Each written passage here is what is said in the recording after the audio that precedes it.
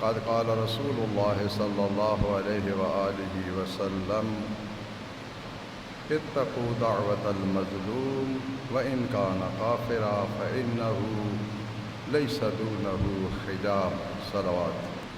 معونت الظالمین اور ترک معونت المظلومین کے عنوان سے گفتگو ہو رہی تھی۔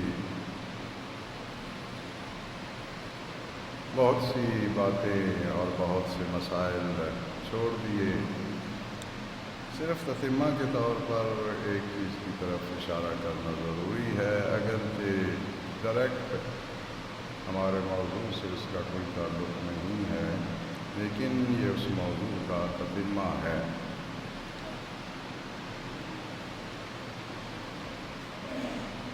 وہ ہے مظلوم کی دعا یا بد دعا۔ ہر انسان اپنی ضرورت کے لیے، اپنی حاجت کے لیے، اپنی مشکل کی برطرفی کے لیے،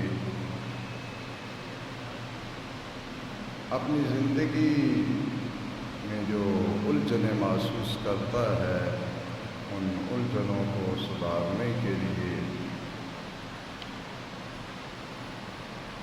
خالق کائنات جلت شانہ جل شانہ و جلت عظمتہ کی بارگاہ میں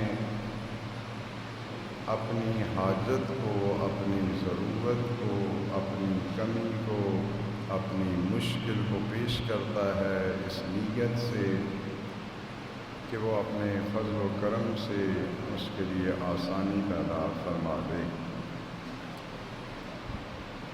یہ جو اس کی بارگاہ میں اپنی حاجت پیش کی جاتی ہے اسے ہم کہتے ہیں دعا۔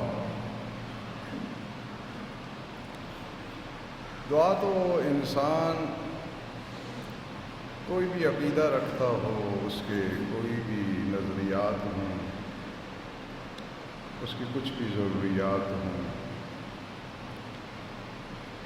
اپنی زندگی میں ضرور دعا کا سہارا لیتا ہے۔ البتہ جس وقت سے طاقت کا سہارا ہوتا ہے، معاشرتی طاقت، اپنی فردی طاقت، منصب کی طاقت، شاید اس وقت اس کی توجہ دعا کی طرف کم ہوتی ہے۔ لیکن جب دنیا کے سہارے اور اسباب ساتھ چھوڑ دیتے ہیں تو پھر اس کا انحصار دعا پر ہوتا ہے، پھر اسے دعا ہی تنہا سہارا محسوس ہوتی ہے اور دعا کی طرف رجوع کرتا ہے۔ یہ خود ایک مستقل عنوان ہے احادیث مبارکہ میں کہ کن لوگوں کی دعا قبول ہوتی ہے، کن لوگوں کی دعا قبول نہیں ہوتی، وہ کون سے کام ہیں جن کے انجام دینے سے بے نیاز کی بارگاہ میں انسان کی مطالبات اور دعا مانے جاتے ہیں، اور وہ کون سے کام ہیں یا کون سے خیالات ہیں جن کے ہوتے ہوئے انسان کی دعا کو رد کر دیا جاتا ہے، اور وہ کون سی زبانیں ہیں کہ جن زبانوں سے نکلی ہوئی دعا اس کی بارگاہ میں شرف قبولیت حاصل کرتی ہے، اور وہ کون سی زبانیں ہیں کہ ان کی زبان سے نکلی ہوئی دعا وہ آسمان کا رخ ہی نہیں کرتی، اور اگر فرشتے رحمدلی دکھاتے ہوئے دعا کو اوپر کی طرف لے جاتے ہیں تو انہیں باقاعدہ روک دیا جاتا ہے۔ تو یہ خود طولانی موضوع ہے، اس سے ابھی تک ہمارا کوئی لینا دینا نہیں ہے، کیونکہ مظلوم کی بات ہو رہی تھی۔ وہ افراد جن کی دعا حق تعالی تیزی سے سنتا ہے اور اس دعا کا جواب دیتا ہے، ان میں سے ایک مظلوم ہے، مظلوم کی دعا کو وہ تیزی سے سنتا ہے، توجہ فرماتا ہے اس پہ، اور باقاعدہ اس کی دعا پہ وعدہ بھی فرماتا ہے، صرف سنتا ہی نہیں ہے بلکہ وعدہ فرماتا ہے۔ یہ حدیث مبارک جو سرکار دو عالم صلوات اللہ علیہ وآلہ سے تلاوت کی ہے، اس میں حضرت نے اس دعا کی گہرائی اور اس دعا کی شامت اور مصیبت کی طرف اشارہ فرمایا ہے۔ اتقوا دعوت المظلوم، مظلوم کی دعا سے بچیں۔ یہاں پر دعوت سے مراد بد دعا ہے، مظلوم کی بد دعا سے بچیں۔ وَإِنْ كَانَ كَافِرًا، اگرچہ وہ مظلوم شخص کافر ہو، کافر بھی کوئی ظلم کرتا ہے اور وہ بارگاہ ربوبی میں اپنی دعا پیش کرتا ہے، تو وہ دعا بھی اتنی ہی مضر ہے جتنی ایک مومن، ایک متقی شخص پر جب ظلم کیا جائے تو وہ ظالم کو بد دعا دے، جتنی وہ مضر ہے اتنی ہی یہ بھی مضر ہے۔ فَإِنَّهُ لَيْسَ دُونَهُ حِجَابٌ، چونکہ مظلوم کی بد دعا اور اس دعا کی قبولیت کے درمیان کوئی حجاب وجود نہیں رکھتا، کوئی مانع وجود نہیں رکھتا۔ ادھر سے لبوں سے ادا ہوتی ہے اور ادھر وہ عرش الہی تک پہنچ جاتی ہے۔ لہٰذا جہاں ہم نے اپنے آپ کو ظالموں کی مدد کرنے سے بچانا ہے اور مظلوم کی مدد کو ترک کرنے سے بچانا ہے، اس سے کہیں زیادہ ہمیں مظلوم کی بد دعا سے بچنے کی کوشش کرنی چاہیے، چونکہ یہ انتہائی خطرناک ایٹمی دھماکہ ہے انسان کی زندگی میں، جو انسان کے لیے روحانیت کے سفر میں بہت بڑا مانع ہے، انسان کی ترقی میں بہت بڑی رکاوٹ ہے۔ جو مظلوم کی دعا کی زد میں آ جاتا ہے، پھر اس کے لیے اس آسانی سے زندگی کی نعمتیں برقرار نہیں رہتی۔ اب اس مظلوم میں کچھ فرق نہیں ہے کہ وہ مظلوم اپنا رشتہ دار ہو، خونی رشتہ دار ہو، یا کوئی غیر ہو، طاقتور ہو یا کمزور ہو، جس پہ ظلم کیا گیا ہے اس کی دعا وہ سنتا ہے، اگرچہ وہ گناہ گار ہو، متقی ہو، اس میں کچھ فرق نہیں پڑتا۔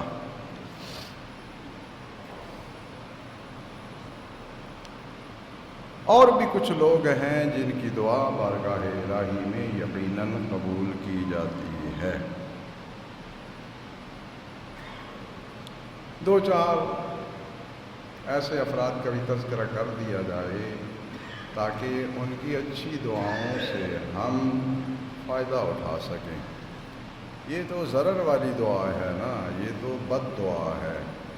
کچھ لوگ ہیں جن کی دعا بھی اسی تیزی سے اللہ کی بارگاہ میں قبول کی جاتی ہے۔ اس دعا کی نسبت جو مظلوم کی دعا ہے، ایک حدیث مبارک میں بہت ہی عجیب تعبیر وارد ہوئی ہے۔ یہ الفاظ بہت قابل غور ہیں۔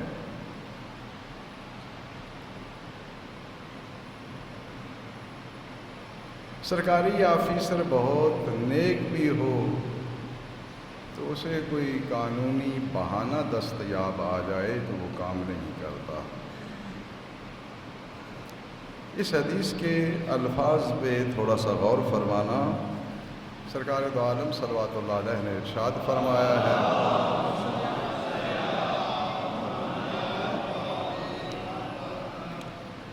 ایاکم ودعوۃ المظلوم، اپنے آپ کو مظلوم کی بد دعا سے بچاؤ۔ فإنها ترفع فوق السحاب حتى ينظر الله تعالى إليها فيقول ارفعوها حتى أستجيب له. یہ جملہ جو ہے وہ اپنے ذہنوں کے سپرد ضرور فرمانا کہ مظلوم کی دعا بادلوں سے اوپر جاتی ہے. جب بادلوں سے اوپر جاتی ہے یعنی اتنا فاصلہ اس کا زمین سے ہو جاتا ہے کہ اگر زمین پر بادل ہوں تو ان کے اس ہجوم سے نکل آئی ہے. جب اس جگہ پہ پہنچتی ہے تو بے نیاز جو کسی چیز کا انتظار نہیں کرتا وہ اس دعا کی طرف دیکھتا ہے اور پھر حکم دیتا ہے کہ اس دعا کو لے آؤ اوپر. ارفعوہا، اسے بلند کریں، اور پھر ساتھ ہی یہ حکم فرماتا ہے اسے اوپر لے آئیں. ارفعوہا، اسے بلند کریں، حتی استجیب لہ، یہاں تک کہ میں اس کی دعا کو قبول کر لوں. یعنی گویا کہ انتظار فرما رہا ہوتا ہے کہ دعا عرش الہی تک پہنچے اور اس دعا کو قبول کر لیا جائے اور اس کا جواب دے دیا جائے. اور یہ یعنی اس دعا کی بہت ہی عجیب خاصیت ہے کہ حق تعالیٰ اس دعا کے متعلق فرماتا ہے کہ اسے بلند کرو تاکہ میں اسے قبول کر لوں. اور ایک دعا اور بھی اس میں ذکر ہوئی ہے جو آج کی جوان نسل کے لیے اور آزاد منش بوڑھوں کے لیے اور جو اپنے آپ کو کچھ زیادہ ہی عقل کل سمجھتے ہیں ان سن رسیدہ حضرات کے لیے بڑی خطرناک دعا ہے. ودعوت الوالد فإنها أحد من السيف، اور باپ کی بد دعا یہ تلوار سے زیادہ تیز ہوتی ہے.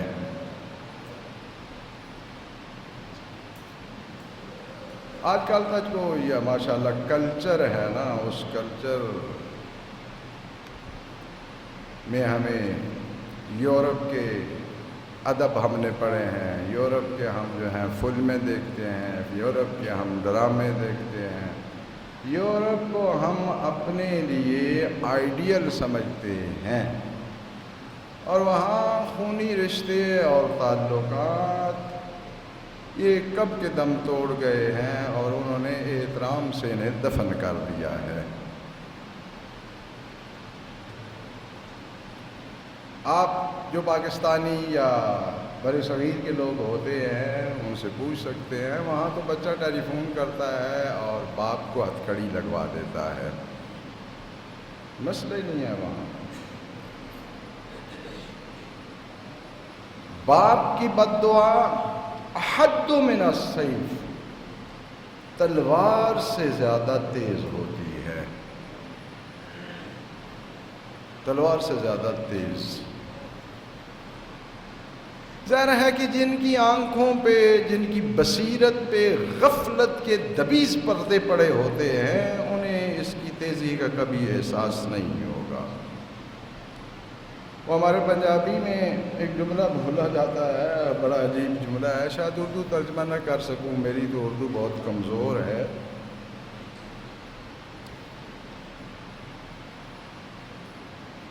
وہ پنجابی میں کہتا ہے تو میرا کیا بگاڑنے سے زیادہ من مار دے سے. بھائی ہوں اب جب وہ آپ کو قتل کر دے گا اس سے زیادہ اس نے آپ کے ساتھ کیا کرنا ہے؟ اب اس کے پیچھے رہ کیا گیا ہے کہ آپ کہہ رہے ہیں زیادہ سے زیادہ یہ کر دے گا. تو بہت سے ماشاءاللہ جری اولادیں ہوتی ہیں جو باقاعدہ غلطی کرنے کے بعد للکارتے بھی ہیں والدین کو کہ ہون دے بد دعائیں جڑا تسی کر سکتے ہو. اور نال ساتھ یہ بھی کہتے ہیں میرا کچھ نہیں بگڑنا.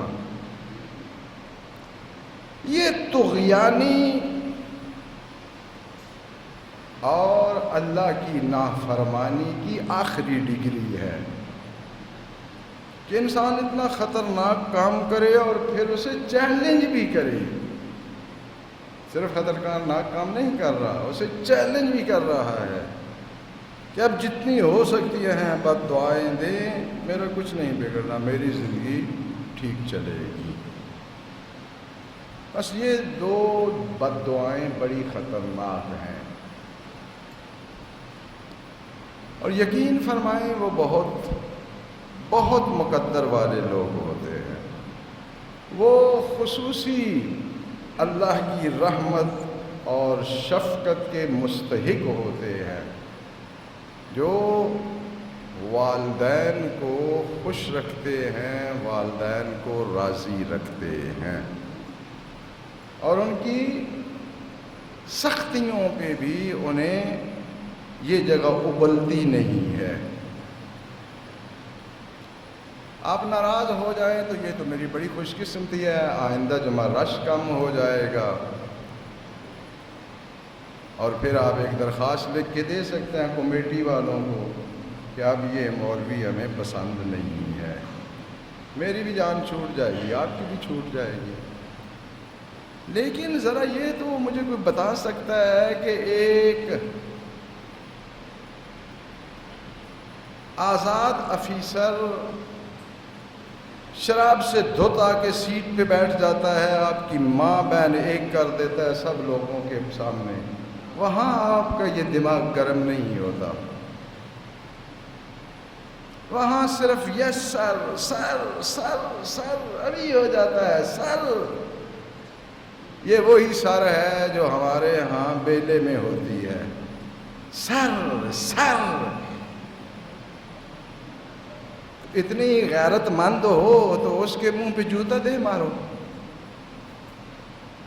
وہاں کانپ رہا ہوتا ہے، گالیاں بھی کھاتا ہے، پھر سفارشوں کے پیچھے بھی دوڑتا ہے کہ صاحب کا مزاج بڑا برہم تھا، وہ ذرا صاحب کو جو ہے نا اس کا غصہ ٹھنڈا کر دیں. اور غیرت مند کاغذ پہ نوٹ کی چھپی ہوئی تصویر کے لیے کتے سے بدتر کرنش انجام دے رہا ہے، اور خدا کے حکم کے مقابلے میں تو اکڑتا ہے.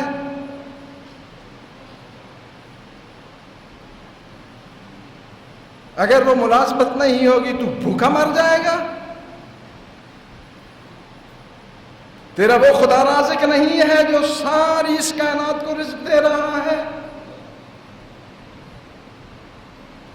پھر سینہ تان کے جتنا میرا اللہ پہ اعتماد ہے نا آپ نہیں جانتے ہیں.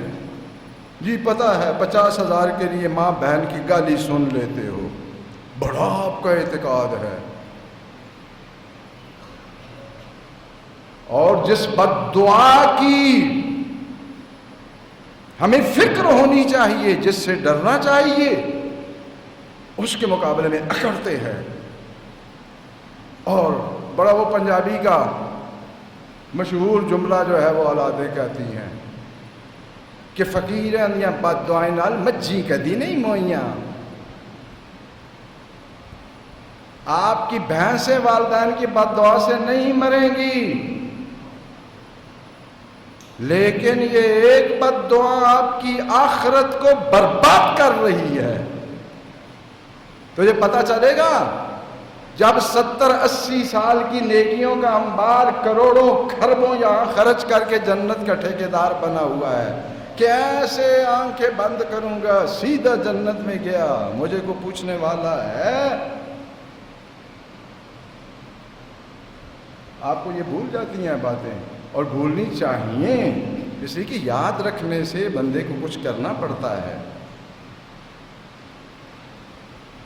وہ حدیث مبارک میں 2-4 دفعہ پہلے تلاوت کر چکا ہوں.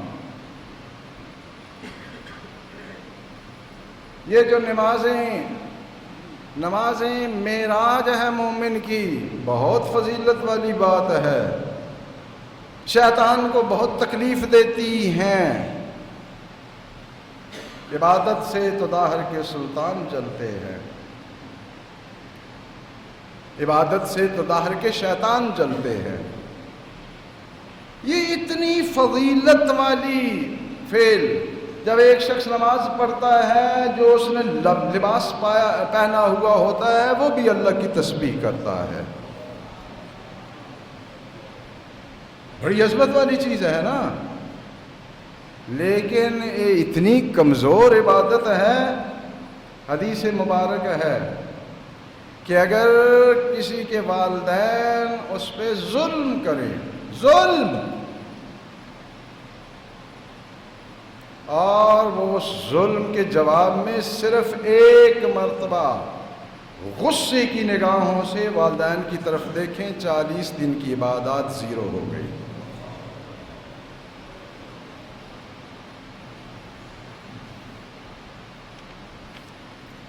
اتنی کمزور، یہ خانہ کعبہ سیدھا کرنے کی ضرورت نہیں ہے، ایک قہر آلود نگاہ، ایک غضبناک نظر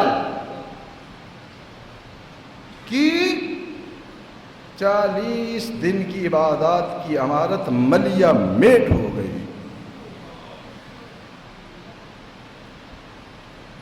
انہیں کھڑا ہو کے تو کہہ رہا ہے کہ میں تو یہ کروں گا، اب بد دعائیں دیتی ہیں، دیتی رہیں، بد دعاؤں کی ضرورت نہیں ہے۔ میری اور آپ کی زندگی کی بربادی کے لیے ایک ہی بد دعا کافی ہے، باقی کی ضرورت نہیں ہے۔ اور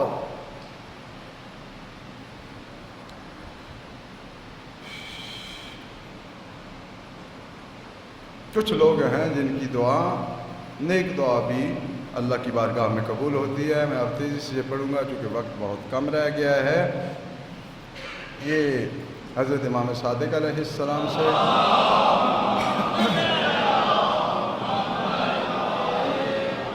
منقول ہے کہ 5 اشخاص ہیں جن کی دعا پروردگار سے روکی نہیں جاتی۔ دعوت الامام المقسط، عدل کرنے والا حاکم، جب وہ دعا کرتا ہے تو پھر اسے اللہ کی بارگاہ میں پہنچنے سے کوئی چیز نہیں روک سکتی۔ ودعوت المظلوم، اور جب کوئی مظلوم شخص بد دعا کرتا ہے تو حق تعالیٰ یہ ارشاد فرماتا ہے لَأَنْتَقِمَنَّ لَكَ، تو نے دعا کی، اب یقیناً میں تیرے لیے اس سے انتقام لوں گا۔ کتنی دفعہ اس جملے کا تکرار کر چکا ہوں کہ کبھی بھی کمزور اور ناتواں شخص پر ظلم نہ کریں، یہ بہت خطرناک ظلم ہے۔ آئمہ نے فرمایا ہے کہ ایسے شخص پہ ظلم نہ کریں جس کا انتقام صرف اللہ لیتا ہو، کوئی اور اس کا انتقام لینے والا نہ ہو، اس پر ظلم سے بچیں۔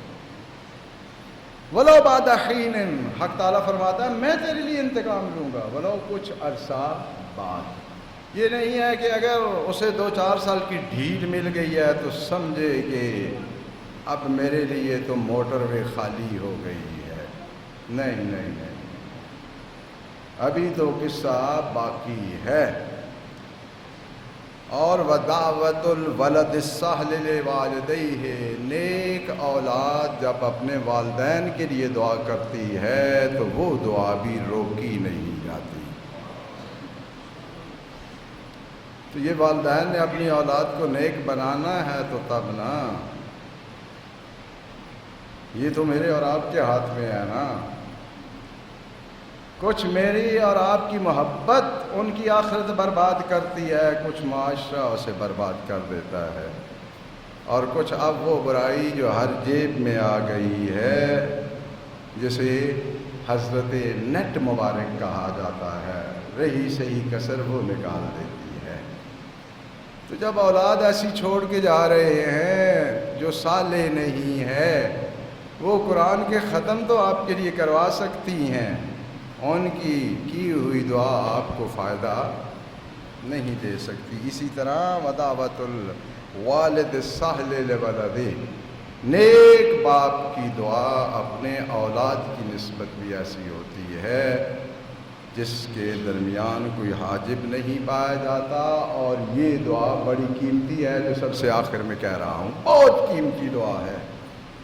وہ ہے ودعوۃ المومن بظہر الغیب فیقول ولک مثلہ، ایک مومن بھائی اس کی پشت کے پیچھے جب اس کے لیے دعا کرتا ہے تو یہ بھی دعا ایسی ہوتی ہے جو قبول کی جاتی ہے، اور اس کی سب سے زیادہ قیمت ملتی ہے جب یہ اس مومن کے حق میں اس کی پشت کے پیچھے، اس کی غیبت میں، اس کے پاس نہ ہونے کی صورت میں دعا کرتا ہے، اس کے لیے تو دعا قبول ہوتی ہے۔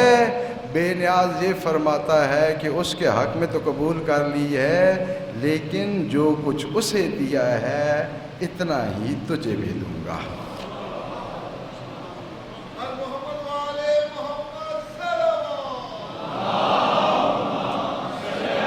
لہٰذا سرکار دو عالم نے ایک حدیث میں فرمایا، بس ختم کر رہا ہوں گفتگو کو، کہ اسرع اجابت لیس شیء اسرع اجابت من دعوت غائب لغائب، کہ دنیا میں کوئی ایسی چیز نہیں ہے جو اس سے زیادہ تیز سفر کرتی ہو۔ اسرع اس میں تفضیل ہے، اس سے زیادہ کوئی چیز نہیں ہے۔